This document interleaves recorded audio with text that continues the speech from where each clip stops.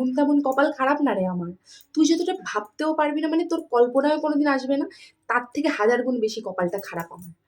কি করবি শুনবি? শুনবি? তাহলে শোন। ভেবেছিলাম চাকরির পরীক্ষা দেবো। যে চাকরির কথাটা ভাবছিলাম সে চাকরির পরীক্ষাটা বাতিল হয়ে গেছে, পরের দিন জানতে পারলাম। কিন্তু সেটা কথা না, তুই এটা শোন, যে পোস্টের জন্য আমি ভেবেছিলাম চাকরির পরীক্ষাটা দেবো, সেই পোস্টটাই নাকি উঠে গেছে। ওই পোস্টে নাকি আর কোনোদিন লোক নেওয়া হবে না। মন খারাপ, সবাই মেলায় ঘুরতে যাচ্ছে, আমি যাচ্ছি না। তো ভাবলাম চলো আমিও আজকে মেলায় যাবো, ঘুরবো ফিরবো, খাবো দাবো, খুব মজা করবো, এসে রান্না বান্না করা লাগবে না।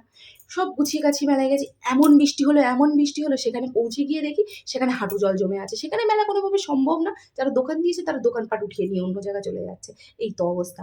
এই হাজারো পাপি মরেছিল, তারপরে বোধহয় আমি জন্মেছিলাম। তাহলে এমন হয় বল? নিজের নজর নিজের উপর দিয়ে ওঠে না? লোকেরা তো লোক শুনি, লোকে একে নজর দিয়েছে, ওকে নজর দিয়েছে, এটা হয়েছে সেটা।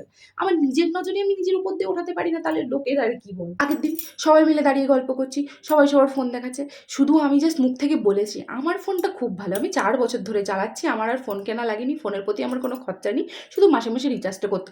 মুখের কথাটা শেষ হলো না, সঙ্গে সঙ্গে হাত থেকে ফোনটা পড়ে গেল, ফোনটা পুরো শেষ, তার ডিসপ্লে শেষ, তার শেষ। সে ফোন, এমনকি সে ফোন যদি আমি ঠিক করতে চাই, তা সেই ফোনের দামে আমার আর 2টো নতুন ফোন চলে আসবে, সেই অবস্থা হয়ে রয়েছে।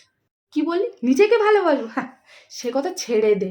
শুধু আয়নার সামনে দাঁড়িয়ে বলেছিলাম স্কিনটা তো বেশ ভালো লাগছে, স্কিন কেয়ারের জন্য আর কিছু লাগছে না, এবার পুজোটা বেশ ভালো কাটবে।